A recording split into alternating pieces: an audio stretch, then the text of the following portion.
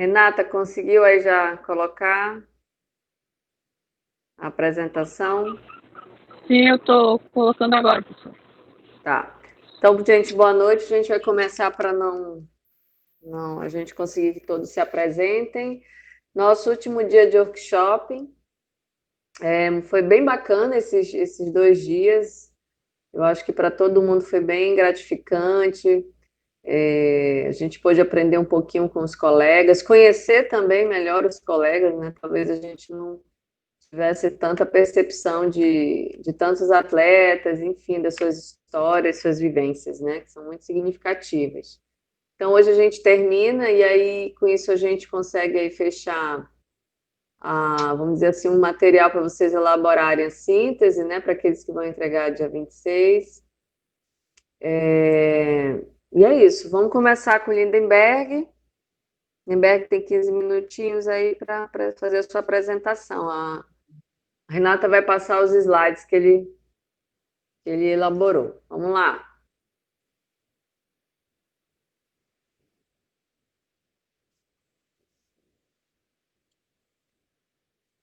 Estou tentando colocar aqui, mas ainda não consegui. Mas vai falando aí Ele pode ir começando a falar até tu colocar isso aí. Professor, só fazendo isso aqui rapidinho. Tá.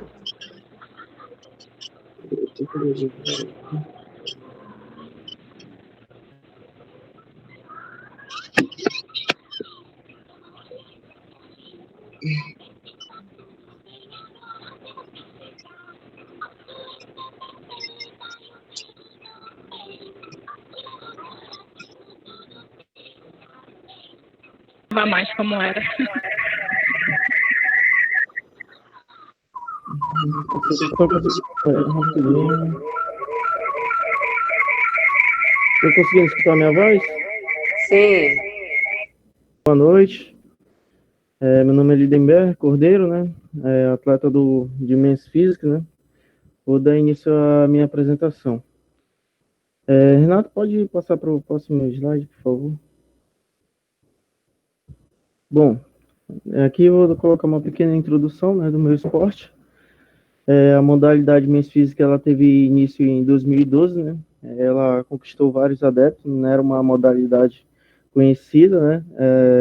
Ela surgiu recentemente, essa modalidade de Men's Physique, né?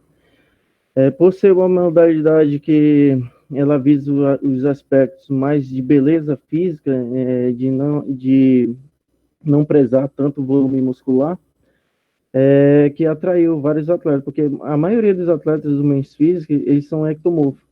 E os ectomorfos, eles têm grande dificuldade de ganhar massa muscular e volume, né, no caso. Então, por isso, foi criada essa modalidade, né, Men's Physique, né, que preza que a avaliação física é feita da beleza, da estética, né, no caso, né, e da presença de palco. Então, o que é avaliado no Men's Physique, né? O que é avaliado? Essa competição, ela é realizada de bermuda, né? Os atletas se apresentam de bermuda. Os pontos que são avaliados são ombros e costas largas, né? Que dá aquele aspecto em V, né?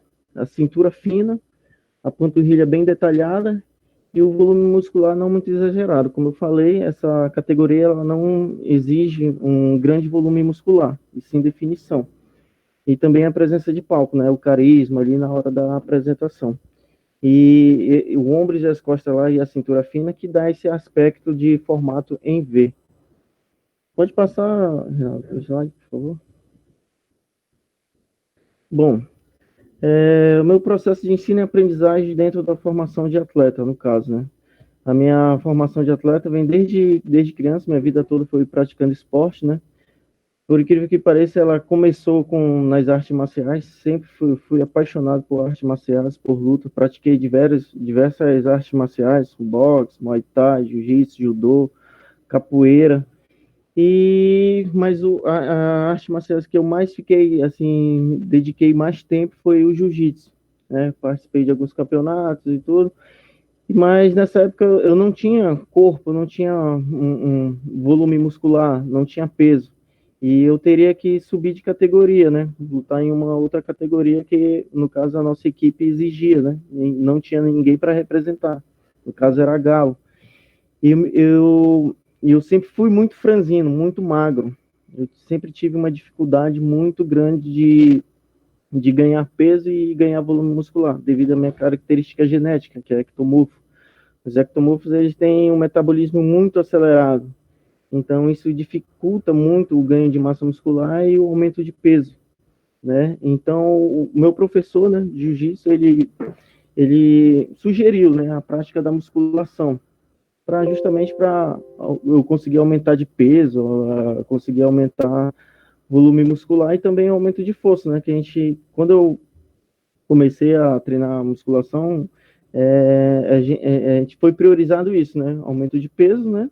E ganho de força, né? A resistência a gente já tinha, porque a prática do jiu-jitsu exige muito isso. Então, os exercícios que é feito no jiu-jitsu é exercícios de resistência, que dá preparo físico, não um ganho de peso, não um ganho de massa muscular.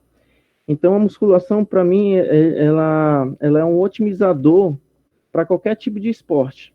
Para qualquer tipo de esporte, é um ótimo otimizador. Ela te prepara, dá um preparo muscular para você praticar qualquer tipo de esporte. Ela te prepara para isso, é um otimizador.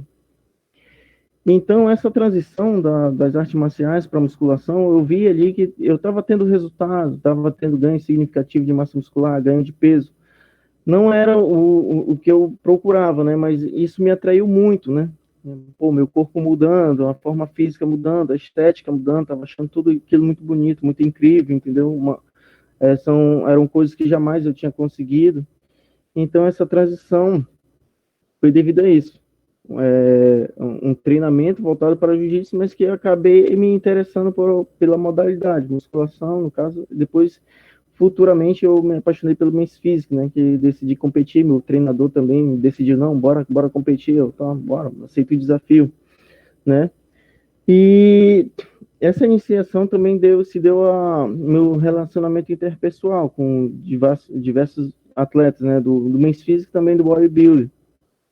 E também meu relacionamento com pessoas, né, os profissionais da área de musculação, né, que agregaram um feedback para mim. Tive um grande aprendizado com eles, né. Antes de treinar também, antes de entrar na musculação, eu fiz muita pesquisa para não entrar ali cru, né, saber pelo menos o que eu estaria fazendo ali. Então, essa foi minha iniciação no esporte, né. Pode passar, Renato, por favor. Boa noite. No caso aqui, o meu conhecimento adquirido, né, durante da minha prática, conhecimento corporal foi o que mais me agregou valor, né, porque logo quando eu entrei não sabia quase nada, não sabia nem que músculo eu estava recrutando durante o movimento, durante a minha atividade. Então, com minhas pesquisas, a orientação do professor e esse relacionamento com os atletas, trouxeram esse conhecimento corporal para mim. Então, isso me acrescentou muitos ganhos, né? Porque eu aprendi a treinar, aprendi a me concentrar no músculo que estava sendo trabalhado ali, né? E a minha mudança de hábitos alimentares. Como eu já falei, meu tipo genético é ectomorfo, né? Tenho muita dificuldade de aumentar de peso. E eu comia doidado. Durante os treinos, eu sinto muita fome. Diariamente, muita fome que eu sinto. Mas por meu metabolismo ser muito acelerado, eu não conseguia aumentar de peso e nem tanto o volume muscular, porque a minha alimentação não era adequada. Então, fiz consultas, né, com um nutricionista, também os próprios colegas, né, do Men's Physique, dos bodybuilding também me deram sugestões de alimentação, tipo de comida, a quantidade de vezes comer por dia. Tem dias que eu como 8 a 10 vezes, dependendo do meu dia a dia, né, porque é uma correria. Então, esses dois conhecimentos adquiridos me agregou muito valor. Nessa foto, logo ao meio aí, eu pesava 68 quilos, né? Pode até não parecer, mas meu BF, nesse tempo, meu BF era eu tinha 12% de gordura corporal, muito baixo. Então, era praticamente só massa muscular, estava com uma boa definição, quase pronto para competir. Mas só que o meu volume ainda não estava tão denso. Então, a gente decidiu aumentar de peso. O objetivo era bater 80 quilos. Nessa foto aqui que eu estou de camiseta, segurando o celular aqui no canto esquerdo, eu alcancei em 1 mês e meio, eu consegui alcançar 75 quilos com minha mudança alimentar, né? Eu comecei a comer mais, uma alimentação mais voltada para o meu treinamento e para os meus objetivos. E eu ia competir agora, né, no mês que passa, mês de abril, né? Eu ia entrar em competição, ia subir aos palcos, né? Mas devido a essa pandemia do Covid-19, foi adiada a competição, foi transferida para o ano que vem, 2021, mês de abril, agora, né? Então, me deu um tempo a mais para me preparar. Mas, e também eu comecei a perder peso agora, também por causa da pandemia, né? Como eu deixei de treinar, deixei de gastar energia e, consequentemente, perdi apetite. Então, meu volume muscular e já tive um pouco mais de perda de peso. Mas esperar que as coisas melhorem, né? E para mim poder voltar. E pode passar, Renato. Aí aqui eu deixei uma pequena mensagem, até meio que engraçada, né? Se a vida se tornar uma barra, né? Coloque anilhas, apoie nas costas e agache. A vida é cheia de dificuldade, cheia de desafios, mas são essas dificuldades que nos deixam mais fortes, né? Então, essa é a mensagem que eu deixo aí. E esse é meu esporte. Muito obrigado. Boa noite. Ok. Legal, Lindenberg. Já fiz até algumas 2 perguntas aqui que vai ficar para o final. Tudo bem, professor. Então a gente chama também agora a Sabrina, já está por aí? Não lembro se ela entrou. Já? Então é com você, querida. Contar um pouquinho da tua experiência aí de luta olímpica.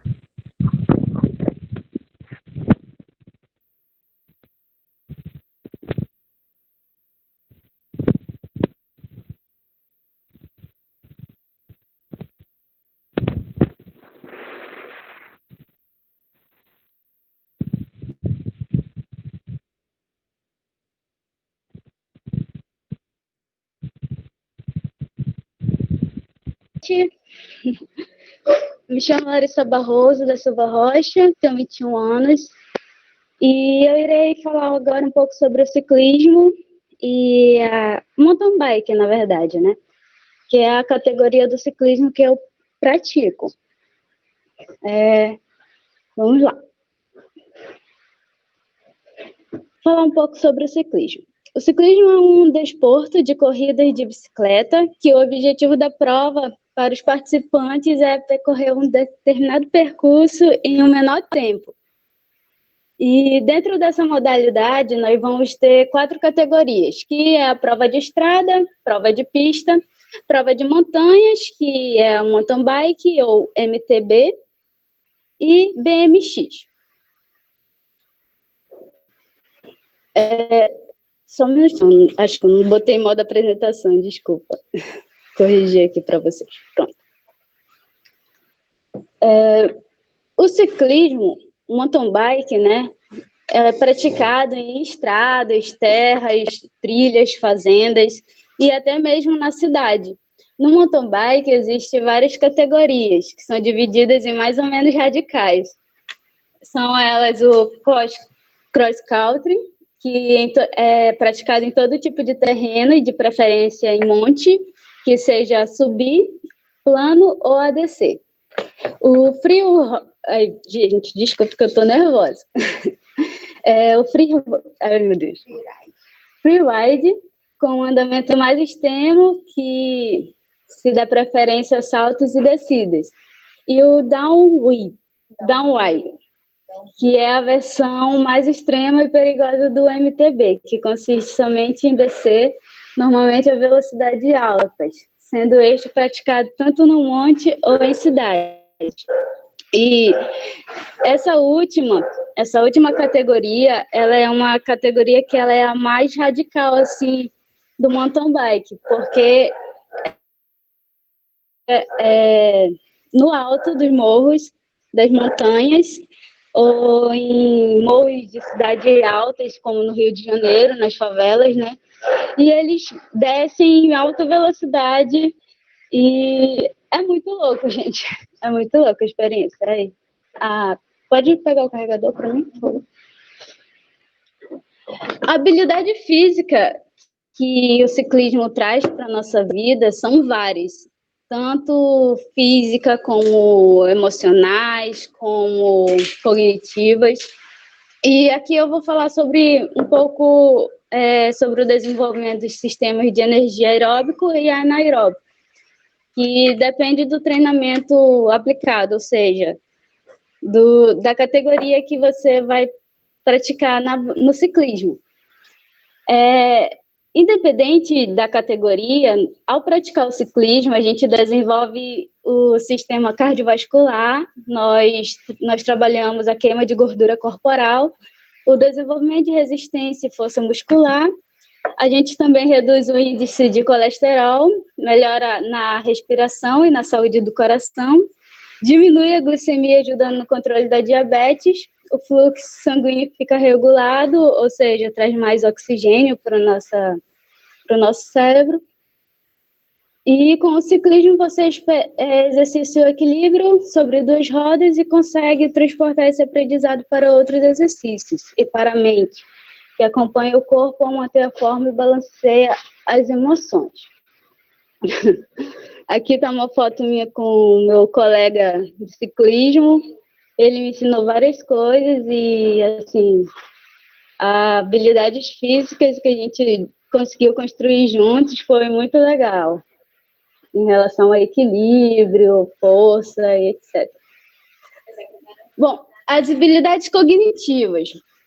É muito louco porque as pessoas, elas vão atrás de praticar o ciclismo, né, para melhorar a sua saúde física. E ao praticar, elas não melhoram somente a saúde física, mas também a saúde mental. E isso é incrível, trazendo benefícios cientificamente comprovados para a saúde mental, ajudando a combater a depressão e a ansiedade, permitindo que o nosso sistema cardiovascular cresça ainda mais em nossos cérebros, trazendo oxigênio e nutrientes que podem melhorar o seu desempenho. Ajuda na produção de proteínas que são responsáveis pela produção de novas células cerebrais e também aumenta a atividade dos nossos neurotransmissores, que são responsáveis pela parte cognitiva, né, da comunicação. Não! Eu vou compartilhar agora pelo meu celular, gente. Desculpa, que travou aqui. Não, vou compartilhar.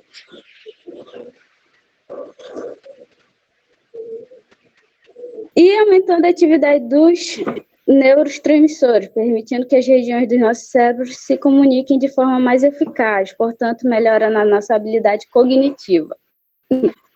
Uma curiosidade também da habilidade cognitiva é que com apenas 30 minutos, sim, exatamente, 30 minutos de ciclismo constante na estrada ou trilha, a gente pode melhorar a nossa memória, o raciocínio e o planejamento. Ou seja, a gente fica mais inteligente. Vou dar continuidade. Habilidades sociais. Ao praticar o ciclismo, a gente, querendo ou não, a gente faz amizades, a gente tem relações interpessoais, então a gente tem um incentivo à vivência, e tudo isso traz substâncias, né, substâncias responsáveis pela sensação de bem-estar, e isso ajuda bastante, assim como a endorfina, a dopamina e etc. Habilidades emocionais. Pessoas de todas as idades podem experimentar os benefícios das bicicletas no bem-estar psicológico, independente da sua saúde física. Sim, independente da sua saúde física, ou seja, se você está sedentário ou está doente, passando por algum problema de saúde mental, o ciclismo ele é um ótimo, digamos que, uma ótima fuga, assim, uma ótima ferramenta para ajudar você a se sentir melhor, a melhorar o seu psicológico realmente. E estudos têm demonstrado que essas melhorias foram ainda mais fortes para os pacientes de saúde mental e pessoas que sofrem de depressão leve. Podem até mesmo ser potencialmente tão eficazes, se não mais eficazes do que a psicoterapia. Mas, gente, não vão levar para o outro lado, né? Não estou falando que a gente pode deixar de fazer a psicoterapia e trocar pelo ciclismo. Não vão fazer isso, pelo amor de Deus. Tem que analisar. Eles podem andar juntos, em conjunto, e pode mesmo acelerar a sua melhora. E, enfim, vamos lá. As nossas habilidades emocionais podem melhorar a autopercepção e sentimento de autoestima, melhorar o nosso humor, reduz a ansiedade, nos permite lidar com o estresse de forma mais eficaz e aumenta os níveis de serotonina e produção de dopamina no cérebro. Estes são os produtos químicos que nos fazem sentir felizes quando liberados no cérebro. Dando continuidade a uma curiosidade aqui, a serotonina e a dopamina não são os únicos produtos químicos de sentirmos bem produzidos quando pedalamos. Nossos corpos também produzem endorfinas e canabinoides. Sim, canabinoides, que é da mesma família química associada ao uso da maconha. Porém, não vou levar também para o outro lado da coisa. Esse produto químico, ele é desenvolvido pelo nosso próprio organismo quando o esporte é praticado regularmente, ou seja, todo dia. Isso é muito interessante, porque realmente, ao praticar o ciclismo, né, quando eu vou fazer trilha, eu sinto uma energia, uma liberação, é como se eu me libertasse, sabe, de todos os meus problemas, de todas as coisas que estão passando na minha mente, e eu realmente consigo organizar o meu pensamento e me sentir melhor e procurar, sabe, ajudar as outras pessoas. Processo de ensino e aprendizagem. Quando eu era criança, o meu pai, ele que me ensinou a andar de bicicleta, quando eu tinha 5 anos, e eu identifiquei que ele usa a abordagem humanista, pois eu identifiquei que ele também me influenciava, né? Ele me deixava mais livre para ter as minhas avaliações, e Desculpa, eu estou um pouco nervosa. Tá. E quando ele me dava feedbacks, ele me mostrava... Rapaz. Não tem por que estar nervosa, não. Tá ótimo, tá maravilhoso, show. Apresenta pedalando. Pois é. Aí, quando ele me ensinava, ele me passava feedback dos movimentos, ele me mostrava e depois ele me ajudava a executar. Ele meio que me ensinava por etapas. Ou seja, o processo de ensino irá depender, a personalidade dele, do professor-aluno, o processo de ensino irá depender do caráter individual do professor, como ele se interrelaciona com o indivíduo individual do aluno. Não se fala em competência, pois diz respeito a uma forma de relacionamento do professor e aluno, que sempre é pessoal e única. Ou seja, professor facilitador da aprendizagem. A metodologia, cada educador deve desenvolver um estilo próprio. que facilita a aprendizagem dos alunos. Ele dá mais liberdade para o aluno aprender. E foi assim que eu senti com meu pai. E aqui, nesse próximo slide, eu falo um pouco sobre o que ele me ensinou, que foi, ele me passou alguns feedbacks sobre equilíbrio, força, posicionamento dos meus pés no pedal da bicicleta e algumas orientações sobre os obstáculos, né?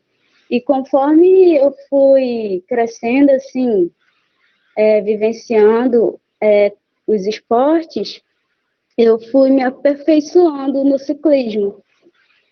E até conhecer o mountain bike. Eu iniciei andando somente em praças, depois eu comecei a participar de eventos grandes de corrida de bicicleta de rua, e depois eu conheci um grupo de ciclismo que participava em trilhas, e esse grupo me convidou a participar de uma trilha, e eu gostei muito, e depois disso eu literalmente só comecei a andar em trilha.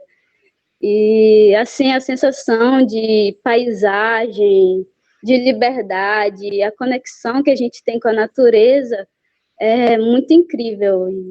E eu gosto demais. E eu indico, sim, o mountain bike, o ciclismo para todas as pessoas que eu conheço, porque eu sei que é algo que pode ajudar e pode salvar muitas pessoas. Aqui eu vou falar um pouco, eu botei uma frase que é: não escolhemos de onde vimos, mas podemos escolher para onde vamos. E é isso, gente. Muito obrigada pela atenção. Desculpa o nervosismo e o computador descarregando. Obrigada, Larissa. Foi show de bola a apresentação. Muito boa mesmo. Organizou bem legal. Agora o Vinícius já está na área, a gente vai abrir aí para o Vinícius. Oi, Sabrina. Oi, você vai colocar para mim um slide. Não, Sabrina, vamos seguir aqui a linhagem. Eu vou chamar o Vinícius e aí tu fica no lugar da Larissa, depois do Vinícius. Fechou? Senhora. Vamos lá, Vini, contigo. Professor, eu pedi para um colega nosso colocar o slide, Sim. eu acho que O não Ivan, está. ele vai já colocar. Ele falou comigo. Exato, já vai sair da aula.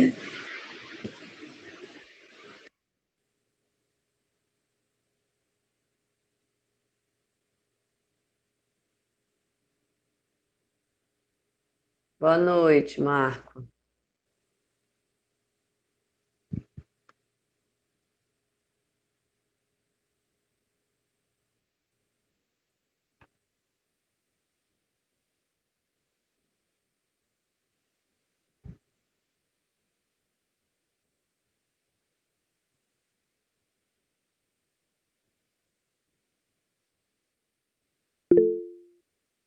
Pode começar, Vini, já está aí no ar, já está rolando. Para mim não está aparecendo aqui não, mas eu vou me baseando pelo que está no meu notebook aqui, tá bom? Pode ser. Então, a ideia, o foco, né, da apresentação é falar das minhas experiências, né, com relação à aprendizagem no esporte. Só que para isso eu queria aproveitar um pouquinho, de forma bem breve, né, falar um pouco sobre o fisiculturismo, né, que é o esporte aí que eu participei por 2 anos, né, eu fui atleta por 2 anos e tive experiências assim bem significantes, tanto para minha vida pessoal quanto para minha vida profissional. Então, eu vou seguir um sumário, né, para essa apresentação, a introdução sobre o que é o fisiculturismo, desenvolvimento, falando da história do esporte, sobre os campeonatos, atributos envolvidos e uma conclusão com a cereja do bolo aí, né, que é a minha vivência profissional, né. Então, sobre o que é o fisiculturismo, né, é um esporte que tem como objetivo o desenvolvimento do tamanho muscular em modos de definição, proporção, simetria estética e harmonia. Então, são até os aspectos que são avaliados pelos árbitros, né, que são esses últimos que eu falei aí. Sobre a história do esporte, né, é impossível falar de fisiculturismo sem falar de halterofilismo, né, sem falar de levantamento de peso, até porque a musculação ela veio do levantamento de peso em si, né. Então, o levantamento de peso é uma prática realizada desde os tempos antigos, praticado na Roma e Grécia, surgiu na Europa e no Brasil apenas no final do século XIX, trazido por imigrantes alemães. A separação do halterofilismo e fisiculturismo aconteceu na metade do século XX, sendo o primeiro classificado como desenvolvimento da força e o segundo para modelagem do físico. Então demorou um tempinho até as pessoas separarem as duas coisas, né? Nesse mesmo século, mais precisamente em 1950, Steve Reeves sagrou Mr. América e Mr. Universo e virou também uma estrela do cinema internacional. Então, assim, já em 1950 já tinham campeonatos já bem estruturados, digamos assim, mas mesmo assim o fisiculturismo ainda não era reconhecido, né? O pessoal confunde muito, né? Acha que foi depois do Arnold Schwarzenegger, mas o primeiro fisiculturista a ficar famoso, né, após participar do cinema, como Hércules, foi o Steve Reeves. Ele que trouxe aquele físico diferente para o cinema, né? Porque os homens antigamente eram muito magros. Esse era o padrão de beleza, né? Tipo o Clint Eastwood. Aí com o Steve Reeves já mudou um pouco aquela questão do homem mais forte, já começaram a ver de outra maneira aquele padrão de físico masculino, né? E isso foi crucial para a modalidade. Ao ver esse fisiculturista no cinema, pessoas começaram a se espelhar nele buscando um corpo parecido, como eu falei agora, né? Aí eu trouxe a foto, né? Não sei se estão acompanhando aí na mesma velocidade que eu, mas eu trouxe as fotos aí do Steve Reeves participando ali como Hércules e de Eugene Sandow, né? Que é o pai da musculação. Ele é um pouquinho mais antigo.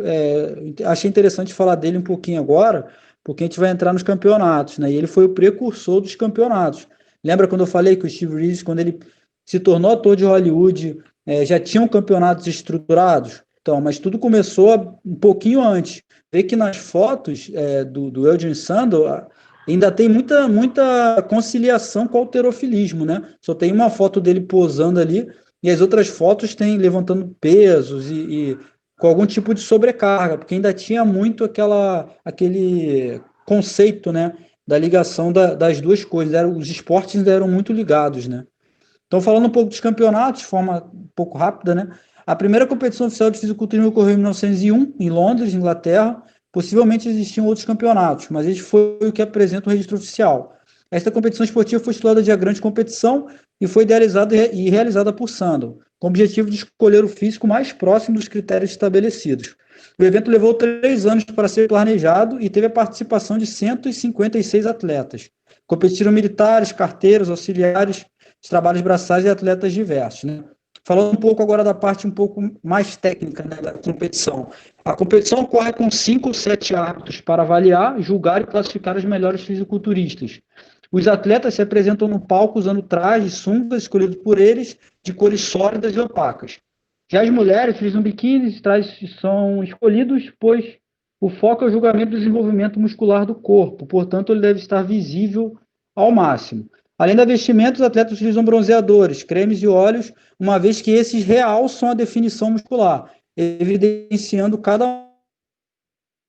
Os fisiculturistas possuem 1 minuto para a apresentação, que é feita por meio de uma dança com uma música escolhida. A coreografia ensinada pelo treinador do mesmo em cursos preparatórios. Então, isso é uma característica de uma categoria, né, que é a bodybuilder, que tem uma apresentação, para mim é a mais interessante, assim, porque realmente quando tem a apresentação com dança, fica mais dinâmico o espetáculo, né? As outras categorias são legais também, mas não tem esse diferencial. Só mais um. Então é impossível, né, falar como eu tinha dito antes, né? Pode passar. Falar do fisiculturismo sem falar do Arnold Schwarzenegger, né? Então ele foi diversas vezes aí campeão do Mr. Olímpia, né? Eu acho que a história, eu acompanhei um pouco da história do Schwarzenegger também, é muito interessante com relação ao esporte, né? Com relação à aprendizagem. Eu acho que ele saiu da Áustria, interior da Áustria, através do esporte. Ele começou a competir, né, em Berlim, foi para Berlim, de Berlim ele foi para Califórnia, tudo isso através do fisiculturismo. Então, e naquele tempo nem era tão conhecido, né, como é hoje. Né? Então ainda tinha muito preconceito com relação ao uso de hormônios, uso de drogas, anabolizantes. E tem uma história bem bacana, até se tornou, né, para finalizar, aí, o governador da Califórnia. E vamos lá, falar um pouco dos atributos envolvidos também, né? Força de vontade, foco, dedicação, resiliência, consciência corporal, vivência profissional. Isso aí eu vou tentar ser bem direto nesse próximo tópico, que é minha vivência profissional, né? Como eu me inseri nesse esporte, né? Então, assim, eu estava terminando a faculdade de informática, né? Já conhecia a história do Arnold Schwarzenegger, ele para mim sempre foi um ícone, só que eu não estava feliz e decidi mudar, né? Comecei a amadurecer um pouco, entender, né, que eu tinha um pouco de receio de misturar a minha vida esportiva, digamos assim, com a minha vida estudantil, né? Eu pensei, poxa, se eu começar a estudar isso, eu vou deixar de gostar, né? Porque eu gosto tanto, sempre gostei de jogar bola, fui atleta, pô, do time do bairro, fui atleta na escola, só que eu tinha esse pendorzinho para informática e resolvi seguir por esse lado que era teoricamente mais certo, né?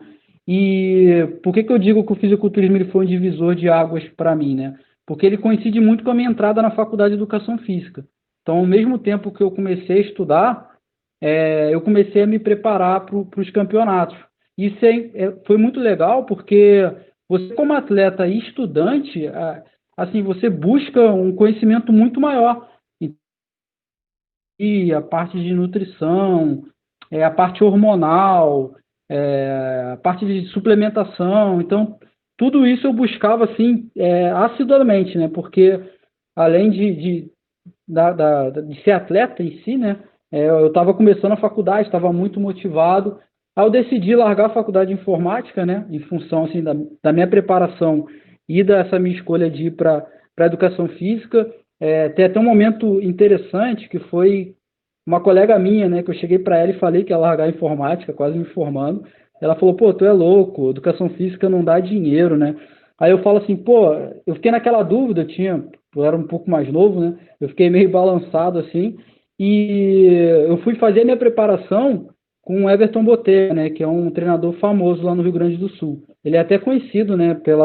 Ele representa a Atlética Nutrition, que é uma marca importante. E quando eu cheguei na academia dele, eu vi assim, cara, academia 3 andares, academia de primeiro mundo, o cara tinha uma Mercedes assim na garagem. Eu falei assim, caraca, pô, ali eu vi que dependia muito do profissional, e não da área em si, né? Não tinha como pré-julgar. E eu vi que eu poderia ter um futuro bacana, poderia ter uma vida financeiramente confortável, né, através da educação física. Por isso que o fisiculturismo foi importante para mim. Talvez eu demorasse um pouco a amadurecer nessa questão. E eu fui meio que forçado, né, em função das minhas preparações. Então, da preparação em si, né, eu participei de um campeonato muito forte de cara, que era a Copa. A Copa participavam muitos atletas assim já renomados, né? Os campeões do ano todo participavam da Copa no final do ano, e eu estava lá no meio deles. Foi uma experiência muito interessante. Eu acho que até para outros atletas que tem no grupo, ou fisiculturistas, que ainda não tiveram a experiência de subir no palco, é uma coisa assim fenomenal, porque são 10 semanas de dieta regrada. Eu lembro que na minha primeira preparação eu não tomei nem café. Eu sou apaixonado por café. E eu não podia tomar café. Era proibido assim, pelo treinador de fazer qualquer coisa que fosse fora ali do previsto. Então foram 10 semanas assim, muito, muito cansativas. 10 semanas assim, muito árduas, né? Porque eu conciliava com o meu trabalho. Eu lembro de um momento também que eu tinha tanta fome, que eu chorava à noite. E eu falo, uma coisa às vezes é você passar fome e não ter o que comer, né? Porque você vai sofrer, mas você não tem o que fazer. Outra coisa é você passar fome com a geladeira cheia, né? Que foi o meu caso. A comida estava logo ali, mas eu não podia comer, eu chorava para dormir, assim, foi bem difícil. Esse dia foi muito marcante para mim, mas também foi um divisor de águas na minha vida, né? Porque eu vi que eu era capaz de planos muito maiores, né? Eu acho que o ser humano, trazendo um pouco para o lado motivacional, ele precisa se desafiar, né, para entender que ele pode muito mais daquilo que ele acha que é capaz.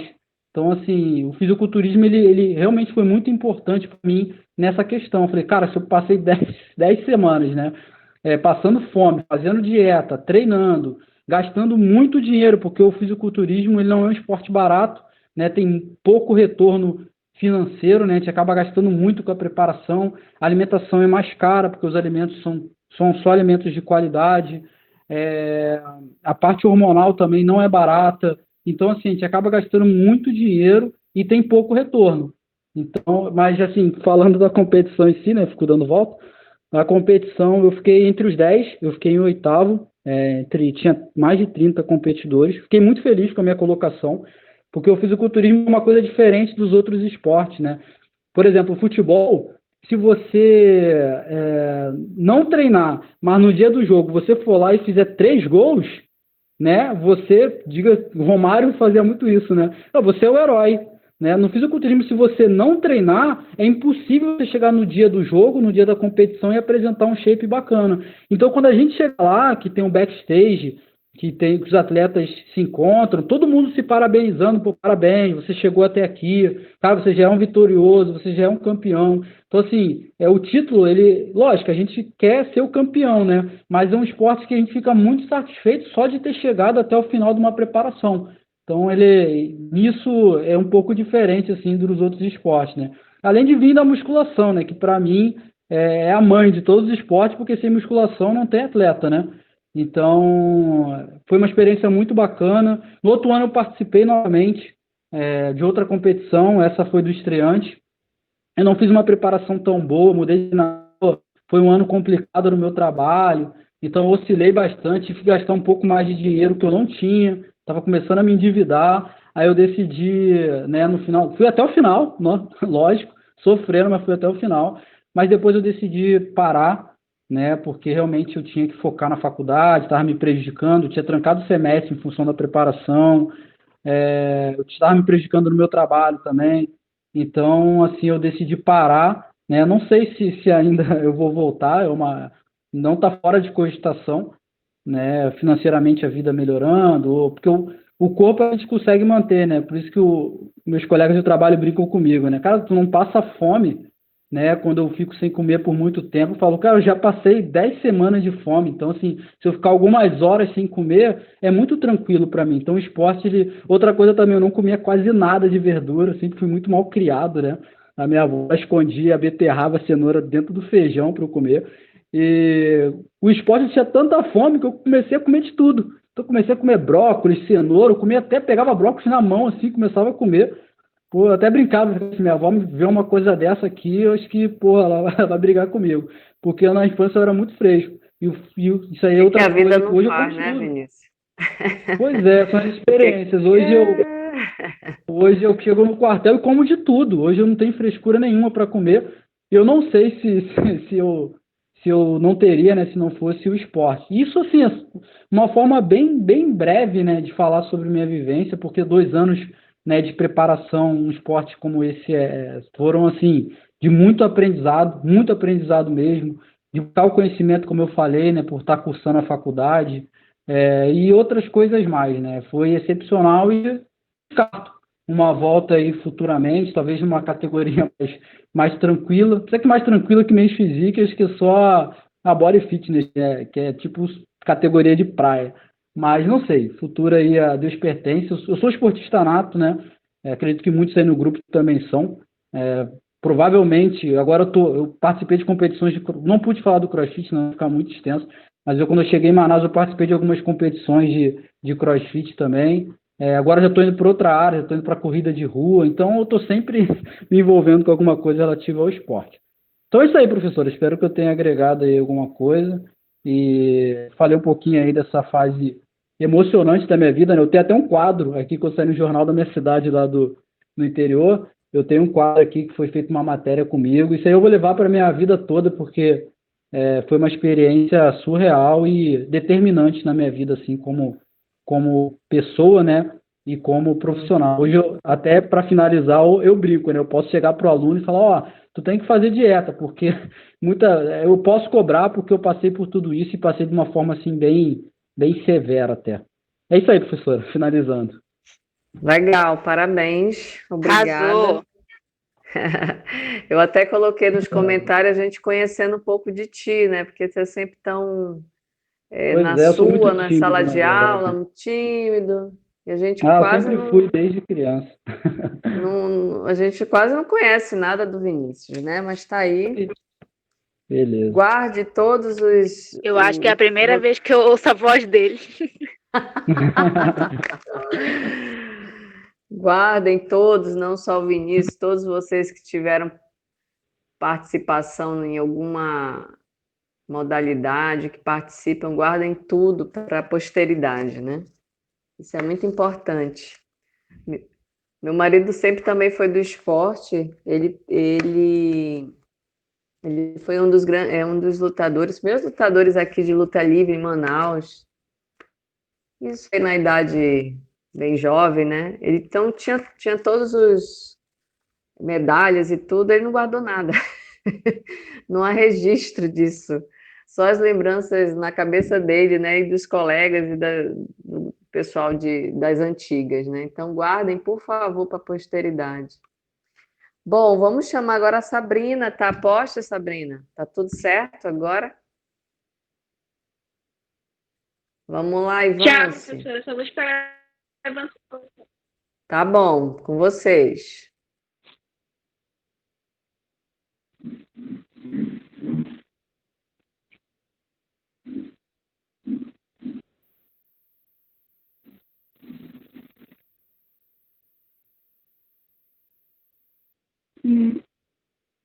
Volta, Ivanci, volta. Boa noite, turma, boa noite, professora. Meu nome é Sabrina Gama e eu vou falar um pouquinho para vocês sobre a minha modalidade, que é a luta olímpica. Pode passar, Ivanci.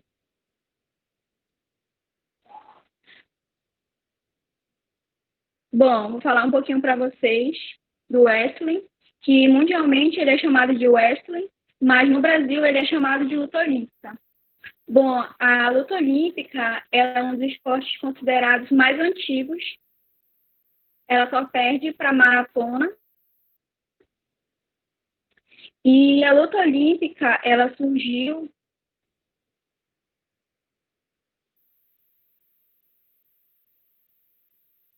em 704 e em 1904 ela entrou nos Jogos Olímpicos. Então, ela já é classificada como uma modalidade que entrou no SUS, porque desde quando tem registro, ela já era aplicada antes mesmo de começar os Jogos Olímpicos.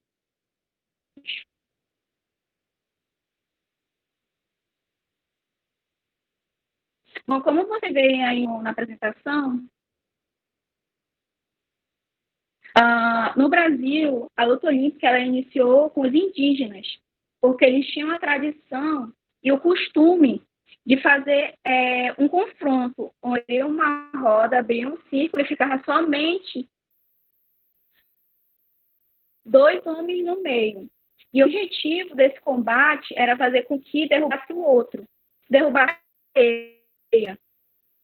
Pode passar, Ivanci.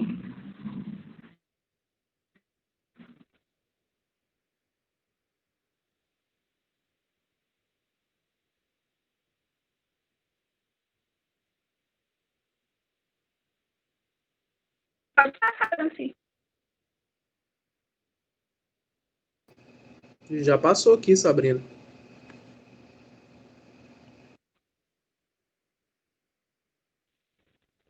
Dando continuidade, a luta olímpica ela começou no ciclo de 1904. Me está aparecendo, vocês estão vendo 4 fotos aí? Vou dar continuidade. Sim. Nos jogos de antena que veio que as mulheres foram praticar a luta olímpica e elas podiam entrar nos Jogos Olímpicos. Bom, o wrestling ele é dividido em 3 modalidades: estilo livre feminino, estilo livre masculino e estilo greco-romano. Nessas 4 fotos que vocês estão vendo aí, as 2 fotos de cima, que tem uma malha vermelha e com um de laranja, é o meu irmão, onde ele faz luta olímpica, e só que ele é do estilo livre masculino. E ele é atleta da seleção brasileira cadete. E pode seguir você.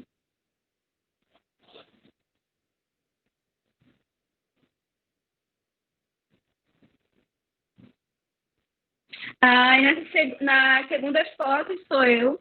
A primeira foto, onde eu estava lutando jogos escolares da Juventude, onde foi em Paraíba, em 2017, onde eu consegui o terceiro lugar. E a imagem abaixo, onde eu estou de malha azul, eu estava lutando no Campeonato Brasileiro Júnior. Para quem não sabe, eu sou atleta de wrestling da Júnior, onde Júnior é a categoria de 18 a 20 anos. E eu sou atleta da Seleção Brasileira Júnior, que eu ainda não sou adulto. O adulto é a partir de 20. E eu não tenho idade, mas eu não é. A imagem acima, onde você pode ver que é areia, é chamada de beach wrestling na areia. É a luta olímpica na areia. Onde eu também luto, mas não assim frequentemente. Eu luto só quando alguns campeonatos importantes. E esse campeonato eu lutei aqui no Amazonas, que foi na Ponta Negra, que foi um campeonato em 2018, onde eu fui campeã. E até essa imagem embaixo, nos Jogos Sul-Americanos, eu consegui a medalha de bronze em Santiago. Pode passar ainda assim.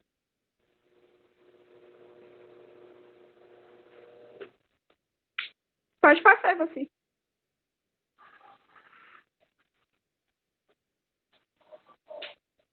Já passou. Não sei se passou. Tá naquela parte do aspecto físico. Tu tá Agora, na eu vou falar um banheira. pouquinho para vocês do aspecto físico. Bom, a luta olímpica, o wrestling, como é chamado mundialmente, ele é um esporte muito completo. Aspecto físico. Sim, do aspecto físico. Ele é um esporte muito completo, porque ele requer força, agilidade. A gente trabalha muito exercício de pegada, porque tem que ter uma pegada para que ela fortaleça, consiga fazer os movimentos. E agilidade também, porque depende da categoria. A luta olímpica ela é dividida em categoria, por peso.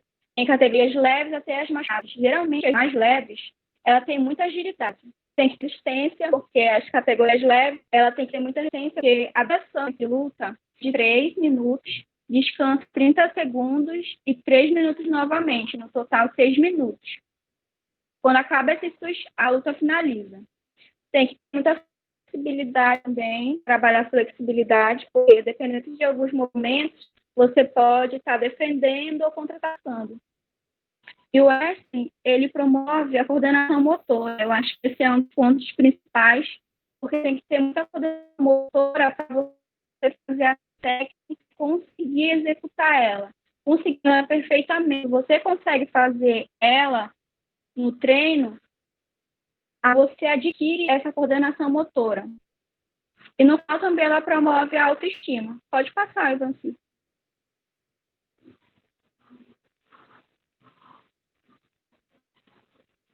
Bom, o aspecto cognitivo. O wrestling, ele desenvolve, como eu falei, esse aspecto motor que faz com que a pessoa ela possa adquirir e assimilar através do processo, do treinamento, de todo o movimento que você tenta fazer, faz com que você evolua, não só fisicamente, mas cognitivamente também, proporcionando uma coordenação motora, estimula o raciocínio, porque quando você está fazendo uma técnica, você tem que ter o raciocínio de entendê-la e conseguir projetar aquela técnica. Estimula a atenção, porque na hora que o professor está ensinando a técnica, você tem que ter a atenção e observar cada detalhe do que ele está ensinando na técnica. Assim como a percepção também, e a memória. Porque a partir do momento que você está usando, você tem a memória que você trata no treino. Então, você fez aquela técnica, você adquiriu nossa memória e na hora do campeonato, do combate, você vai fazer aquela técnica porque você fez o treinamento e adquiriu essa memória. Pode passar, Gabi.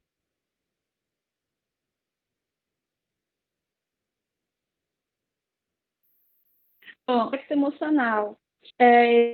Muito importante, onde eu acho que emocional, eu posso dizer que quando eu comecei a praticar a luta olímpica, eu não tinha muito esse acesso ao aspecto emocional, mas ele é de muita importância. Onde o meu professor, ele tem um coach mental, mas ela é online, mas ela é muito bom. O meu professor, ele adquiriu um conhecimento muito grande que passa para os atletas para que a gente possa ter esse avanço. E ele usa o seguinte método. Quando a gente está fazendo a técnica, ele deixa a gente descansar, a gente descansa, respira lentamente, aí ele pede para a gente fechar o nosso... Ele espera uns 2 minutos para que a gente possa ficar mais repousado, mais quieto. E ele simula, faz com que a gente possa simular na nossa mente que estamos numa competição importante. E nessa competição, ele quer que a gente simule que a gente ganhou, por exemplo, uma luta. E na segunda, você não ganhou uma luta. Aí você vai trabalhar na sua mente e tentar entender qual foi o erro, o que você errou na técnica, qual foi o sentimento que você tentou ter naquele momento, o que te impediu, o que deu errado. Então, eu posso dizer que o aspecto emocional, a preparação cognitiva, ela faz com que a gente se prepare antecipe, para que quando você perca uma competição, você está preparado, você consegue ter um autoconhecimento, você consegue ter um foco, você consegue ter uma resiliência, porque no momento que você está numa competição importante, você tem que estar preparado psicologicamente. E o aspecto emocional, ele traz muito isso. E a luta olímpica, ela traz essa resiliência. Você tem que ter uma resiliência de persistir, de continuar no treinamento. Às vezes eu sei que é difícil, às vezes você não está legal, às vezes é muito cansativo, você treinou muito, mas você lembra que é aquilo que você gosta, você tem que continuar porque você ama aquilo. O aspecto emocional, ele traz isso, ele traz a disciplina, o foco, a motivação. A nossa motivação, ela pode vir tanto intrinsecamente como de fora. Mas nos dois lados ele interfere. Então, o coach mental, ele ajuda você a ter esse equilíbrio e você conseguir manter esse foco. Onde também ele traz a mentalização e o laço familiar, que é muito importante. Para nós atletas que têm um apoio familiar, é muito importante, porque a família, ela acolhe, ela te sustenta e ela te dá o apoio. Quando você vai participar de uma competição importante, ela te motiva. E eu acredito que é muito, muito importante mesmo. E a minha coach mental, ela coloca essa seguinte frase aqui, que eu coloquei para vocês, que é: para melhorar a capacidade da atenção de nosso cérebro, precisamos desenvolvê-la como se fosse um músculo. Ou seja, quando a gente trabalha um músculo, a gente faz isso diariamente, a gente exercita ele. Assim é o nosso cérebro. Se a gente exercitar diariamente, fazer com que esse estímulo se desenvolva, a gente vai ter essa capacidade emocional e a gente vai estar preparado para qualquer circunstância, para medo, ansiedade, angústia, tristeza, que às vezes ocorre, mas quando você trabalha isso anteriormente, você tem capacidade. Pode falar assim.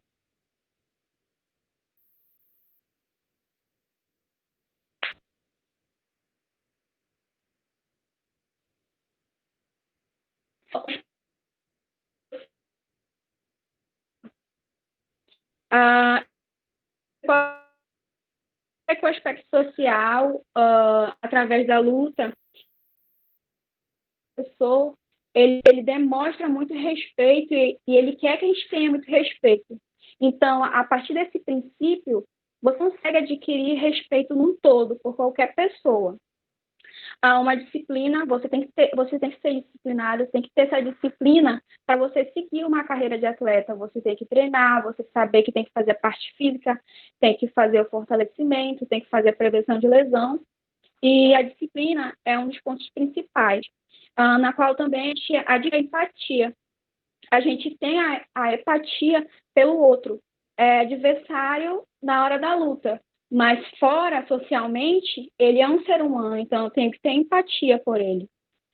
O terceiro tópico é a inclusão social. A luta olímpica, ela agrega muito isso, onde tem muitos, como inclusão social, pessoas deficientes que praticam a luta olímpica. E uma comunicação social, porque às vezes, geralmente, você é muito tímido, e quando você faz um treino e as pessoas se agregam e estão junto com você, você perde essa timidez e consegue ter uma comunicação mais sociável. Pode passar, você. No processo de ensino-aprendizagem. Bom, para quem não sabe, eu sou atleta olímpica e na minha família somos 4 filhos e do meu pai e da minha mãe, nós 3 somos atletas de luta olímpica. Eu, Sabrina, que sou do estilo livre masculino, o meu irmão Wellington, que ele tem 15 anos e ele é do estilo livre masculino, e ele é da seleção brasileira cadete, porque ele tem 15 anos e a categoria cadete é de 14 a 17. E o meu outro irmão, que é o Elton, ele é do estilo livre romano. Não sei se eu falei para vocês, mas o estilo romano, ele tem o mesmo princípio do estilo livre. Mas o estilo greco-romana, a pessoa não pode atacar o membro superior. Ela só pode fazer projeções, movimentos e ataques a partir dos membros superiores. Ela não pode atacar a perna. Então, qualquer projeção da luta é feita com os membros superiores. E o meu irmão Elton, ele tem 18 anos, e ele é do estilo greco-romano, e ele é atleta da seleção brasileira júnior. E é isso. Minha família meus 2 irmãos e eu somos atletas de luta olímpica, 2 da seleção brasileira júnior e 1 da seleção cadete. Como eu vi aí na reportagem, ano passado a gente fez uma reportagem, pediram para uma reportagem, porque foi, na história, os primeiros irmãos, 3 irmãs, ser campeão brasileiro no mesmo esporte. E foi muito bom fazer essa matéria. E foi muito bom falar aqui para vocês. Espero que vocês tenham gostado. Pode fazer pergunta, tá? Que eu respondo. Obrigada, boa noite. Ok, Sabrina, obrigada. Que legal, que massa, menina. Olha, a gente se conhecia, viu? Parabéns. Eu não sei se vai dar tempo para as perguntas, mas... Oi? Tá. E eu tentei resumir, porque é muita história, muita coisa. Não, eu imagino. Acho que legal, que bacana, parabéns. Gente, eu vou pedir para vocês que a gente fique até... Agora o Matheus, ele conseguiu entrar, então eu vou abrir para ele fazer a apresentação dele. E eu vou pedir que a gente fique aí até um pouquinho, até ele terminar, ok, gente? Matheus, por favor, é com você. Estão me ouvindo? Boa noite a todos. Para quem não sabe, meu nome é Matheus. Eu sou atleta de Muay Thai e treino pela Academia Brotherhood Muay Thai. Primeiramente, eu queria falar um pouco sobre o Muay Thai. O Muay Thai tem aulas e treinamentos voltados não só para o público masculino, mas também para o feminino e infantil. Isso a procura cresce nas academias brasileiras. E isso ajuda bastante no aumento de procuras de academias, e isso ajuda bastante para o Brasil, não só para todo mundo. Só as habilidades de informação do atleta. Nas habilidades físicas, a gente ganha bastante força, resistência, flexibilidade, porque a gente trabalha muito o giro do quadril, para chutar, movimentos de joelho, e no nosso equilíbrio mesmo, porque a gente tem uma base certa, a gente tem uma pegada diferente para poder saber lutar como atleta. E nas habilidades cognitivas a gente tem a melhora na nossa coordenação motora, porque a gente trabalha com sequências, e cada treino a gente muda uma sequência para a gente trabalhar um pouco mais. Isso acaba desenvolvendo mais a nossa coordenação motora. E nas habilidades sociais, ajuda a pessoa a ser mais sociável. Por exemplo, aqui na minha academia, a gente tem vários atletas também, que lutam, vários campeonatos, etc., que são campeões também. A gente trabalha junto e cada pessoa que chega aqui a gente recebe muito bem. Aqui a gente tem um ensinamento muito bem para, tipo, tratar todo mundo bem, sempre agradecer. Por exemplo, a cada treino que a gente faz, a gente agradece por estar treinando. E isso desenvolve muito mais a pessoa ser sociável, chegando, fazendo mais amizade. A cada treino, treinar com uma pessoa diferente, ajudando a pessoa a treinar. Isso ajuda bastante também. E também ajuda a pessoa a ter mais ânimos. Por exemplo, aqui a gente todo mundo começa como iniciantes, não sabendo nada. A gente acaba desenvolvendo de pouquinho em pouquinho as habilidades a cada treino. E isso ajuda a gente a ser mais focado. Por exemplo, a cada luta que a gente vai fazer, a gente tem um exato peso. Por exemplo, a minha categoria eu luto de 70 quilos, eu peso 73. A gente tem que ficar focado treinando para perder aquele peso para bater na luta certa. Porque sempre tem que estar no mesmo peso, se tiver ultrapassado, pode ser ou a luta cancelada, ou a gente perde um ponto em cada round. E isso prejudica bastante. Então, a gente teria que ir com outro foco. Então, ajuda a pessoa a ser mais focada, tipo, nessa perda de peso e nos nossos objetivos. Querer crescer mais e ter mais habilidades motoras. E no processo de ensino de aprendizagem é que a cada dia a gente vai aprendendo cada coisa. Também, por exemplo, eu sou atleta e também sou professor. Eu dou aula também de Muay Thai, ajudo minha academia como instrutor também. Aí a gente acaba vendo o desenvolvimento de cada pessoa. Por exemplo, um menino que chegou treinando aqui, começou a treinar, ele gostou e começou a lutar. E ele é muito bom hoje em dia. Isso alegra cada um e ajuda bastante também.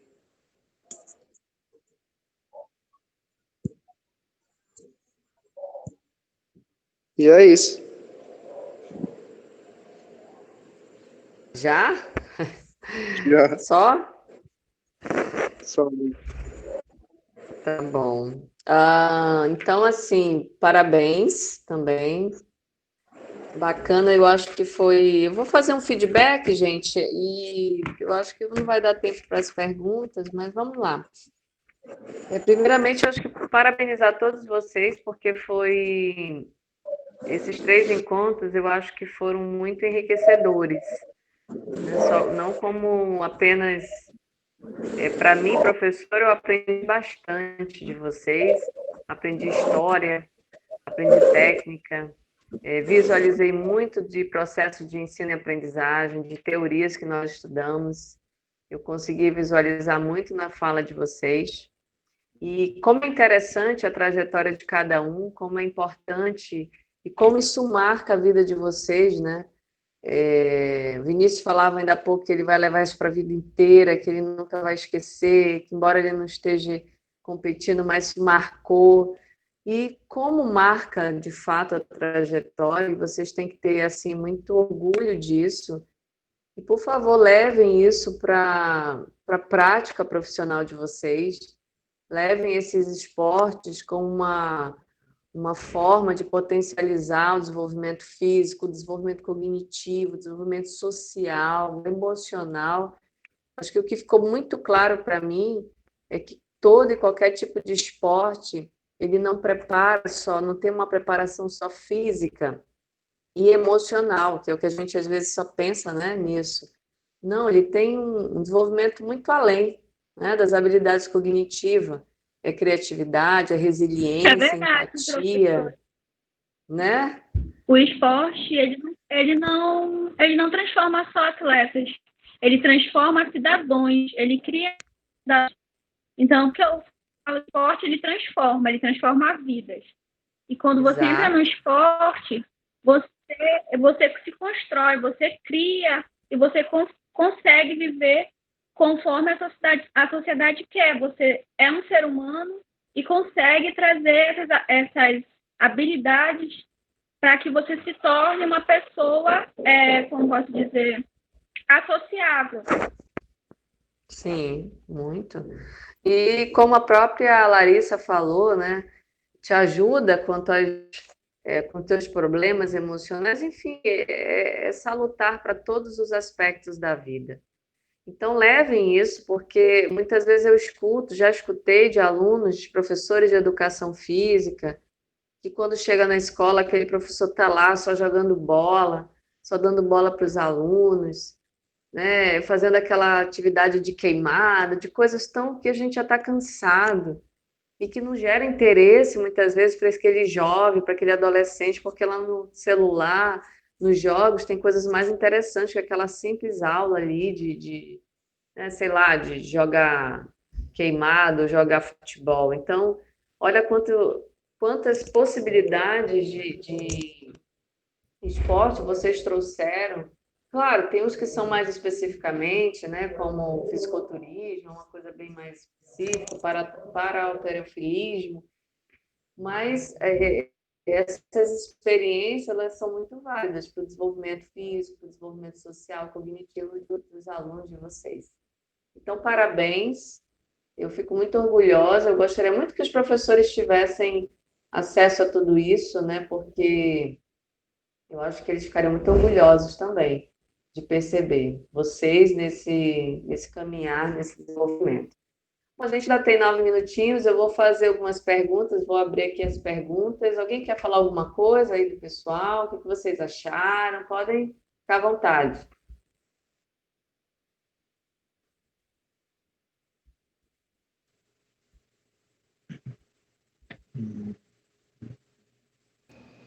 Quem quer fazer Boa uma noite, pergunta? Edson falando. Mariane Edson, boa noite. É só uma dúvida mesmo, que eu não consegui ouvir a parte que o Matheus fala sobre a questão do ensino-aprendizagem do Muay Thai. Só para acrescentar mesmo, porque não saiu aqui no meu áudio, não. Aí se tiver como ele... Que eu acredito que ele falou, ele chegou a estar nessa situação. Mas se tiver essa possibilidade dele falar novamente, eu agradeço. Fala sim, fala sim. Tá escutando? Pode falar, Matheus. Então, sim, pode falar, por favor. Nesse processo de ensino-aprendizagem, como a gente tem o nosso próprio ensinamento, eu como atleta, eu também sou professor.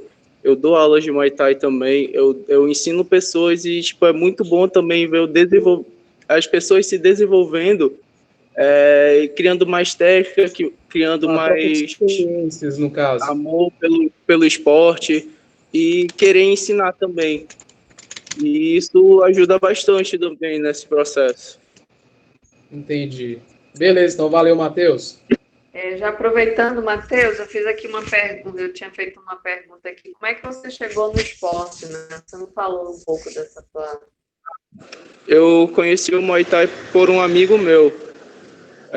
Ele já treinava nessa academia, o pai dele é amigo do meu professor, o nosso mestre, o professor Rafael. E ele vivia me convidando para treinar. Aí, só que eu não queria muito, porque eu particularmente não gostava muito de esportes de luta. Eu preferia jogar futebol, gostava de jogar futebol. Tentei, mas depois de um tempo eu desisti. Aí eu comecei a criar o amor pelo esporte do Muay Thai. Eu comecei a treinar. Aí não demorou muito, eu fui fazendo minhas graduações. Estou na 4ª graduação, que é azul clara, que já eu já posso dar uma aula. E como eu disse, eu também já sou um professor também, então ajuda bastante também. Aí eu comecei a criar o amor pelo esporte. Aí eu fui convidado a fazer lutas e acabei gostando. A primeira luta eu perdi. Eu fiquei muito decepcionado comigo mesmo, porque faltava muito pouco e acabei me machucando. E depois disso, acabei criando mais coragem, eu botei para treinar mais, foquei mais, e fiz minha segunda luta. Quando eu fiz a minha segunda luta, eu fiz uma boa luta, ganhei a luta, e isso me ajudou bastante. Aí, depois de um tempo, acabou que eu ia lutar, só que sempre não dava certo, o adversário desistia. Aí eu acabei dando uma parada de lutar, mas eu continuo treinando e depois dessa pandemia passar, vai dar tudo certo, a gente vai voltar a lutar também. É isso. Legal, obrigada. Alguém tem mais alguma pergunta aí? Alguma colocação a fazer? Fale. Que talvez o Matheus queria falar em relação ao processo de ensino-aprendizagem. Eu faço jiu-jitsu também, né? No momento estou parado. E eu acho que o que ele quis passar em relação a isso, porque na luta, quando a gente aprende movimento, quando a gente tem a prática constante, a gente acaba meio que memorizando, aquilo se torna automático. E no meio da luta, no jiu-jitsu, eu vou falar na minha experiência, eu ainda sou faixa branca, porém, eu acabei ensinando e passando para outros alunos que entraram depois de mim, então eu acabei tornando também um professor. E esse processo de a gente aprender e repassar, ele é constante para qualquer outra situação da vida. Quanto mais a gente repassa conhecimento, a gente acaba aprendendo também ao mesmo tempo. Legal. Eu queria só colocar aqui uma observação que eu acho muito pertinente. Muitos esportes possibilitam, né, pelo atleta utilizar de toda uma dinâmica de aprendizagem, né, de constante de treinamento. Isso torna muito, como é que a gente pode dizer, apto e muito bom naquela área. E muitas vezes ele tem essa classificação para dar aula, para ser professor. Mas eu acho que o que faz toda a diferença nesse processo de ensino é a formação de vocês na educação física, que uma coisa complementa a outra. Então, a gente pode esquecer jamais que isso é muito importante. Aquele professor, às vezes, ele teve, 30 anos de experiência no jiu-jitsu, vamos pegar aí o que você falou. E aquilo o torna apto a ser um professor na área. Mas a didática, a pedagogia, as teorias de ensino fazem toda a diferença nessa hora. Concordam comigo? Sim. Sim, professor. Legal. Então, eu tenho mais uma perguntinha aqui, vou fazer rapidinho para a gente finalizar só. É para o Lindenberg. Lindenberg, quanto tempo se preparando? E é comum o pessoal do fisiculturismo utilizar anabolizante no preparo físico? Eita, pau. Professora, o Vinícius pode depois contribuir aí também, que é para vocês dois. Eu vou falar por mim, da minha experiência, né? A casa caiu, Berg. Não, é difícil. Quem está nesse mundo do fisiculturismo é difícil não fazer um uso de anabolizante. É difícil. É muito improvável alguém dizer, não, nunca sou fisiculturista e nunca fiz uso de anabolizante. Isso não... O cara vai estar mentindo. Tem uso de anabolizante, mas isso tudo é controlado. Tem as dosagens, a gente procura uma orientação médica, tem todo um processo. Não é um uso discriminado de anabolizante, não é na tora, como no português claro, né? Não é na tora, tem todo um preparo ali, não é de qualquer jeito. Até acrescentando, né? Quando eu fui fazer o uso de hormônio, eu tive que fazer uma bateria de exame, né? O endocrinologista, ele passou... Eu gastei, acho que quase R$1.000 de exame. Aí depois eu fiz o ciclo hormonal, terminando o ciclo, pós-campeonato. Depois de umas 2 semanas, tive que fazer outra bateria de exame. Então o pessoal às vezes acha que conceitou como bomba, né? Tá tomando bomba. E não é bem assim. Então, é tudo controlado, como ele falou, tem todo o acompanhamento médico. né? Não é feito de qualquer jeito, né? Infelizmente, as pessoas que queimam o esporte, né, ou que vêm a ter alguma consequência grave com relação ao uso de esteroide anabolizante, são pessoas que fazem as coisas de qualquer jeito, né? Que simplesmente não tem acompanhamento, que o colega da academia indicou, achou legal. Então, assim, tem um jeito certo, isso meu treinador falou, nunca mais vou esquecer. Tem um jeito certo e o jeito errado de se fazer. Infelizmente, a maioria das pessoas optam pelo jeito errado, que é mais barato, né? Porque uma consulta com endo deve estar dando o quê? Uns R$500, mais ou menos. Então, assim, pessoal, não vou pagar R$500, eu vou usar aqui de qualquer jeito. E aí que acontecem os problemas, né? Como qualquer outro tipo de droga, né? Tudo em excesso e usado de forma aí, irresponsável vai trazer consequências. Isso mesmo. Legal. E assim, esse esporte, ele é vivenciado 24 horas. Não é só ali dentro da academia, levantou peso durante 1 hora, né, tal. Não é só isso, é 24 horas. Depois do treino tem todo o dia, que é a alimentação. Então, o treinamento é vivenciado 24 horas. Treino e alimentação que tem que ser ali bem restrito, entendeu? Uhum. Legal. A Renata está perguntando aqui, quantos ciclos? Não entendi. Quantos ciclos? Aí depende, geralmente o atleta ele faz o ciclo para o campeonato, né? Depende de quantos campeonatos ele participa. Assim, lógico, quanto menos ciclos ele fizer, até para o corpo dele se recuperar, né? Que a gente vai entrar na questão meio fisiológica, né? O uso é testosterona sintética. Então, como a gente usava, né, uma quantidade um pouco mais do que o corpo está acostumado, o corpo diminuía a produção. E aí, quando a gente cortava o uso de hormônio, o corpo ele demorava a se restabelecer para os níveis normais. E aí entrava o que a gente chama de TPC, né, que é terapia pós-ciclo, para fazer o corpo, com o uso de alguns medicamentos, algumas técnicas, fazer com que o corpo se recupere, que ele volte a produzir hormônios normalmente. Mas, assim, geralmente, o atleta ele faz um ciclo por campeonato, né, digamos assim. Isso mesmo. Legal.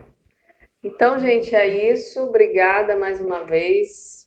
A gente encerra a nossa aulinha. Eu vou fazer uma pergunta mais lá no grupo para a Sabrina. Eu achei muito interessante essa história da família dela toda fazer parte do mesmo esporte. Fala. Vai ver sua atividade hoje, viu? Qual? Sua atividade da síntese. Ah, tá. Enviei hoje, tá? Gente, até sexta, então, com as sínteses todos. Vamos lá. Eu enviei pelo e-mail do Ivanci, professor. Tá bom. Falou. Tchau, gente. Obrigada. Tchau, valeu. Boa noite. Tchau. Parabéns a todos. Tchau. Tomador de Tchau, meu bomba. brother.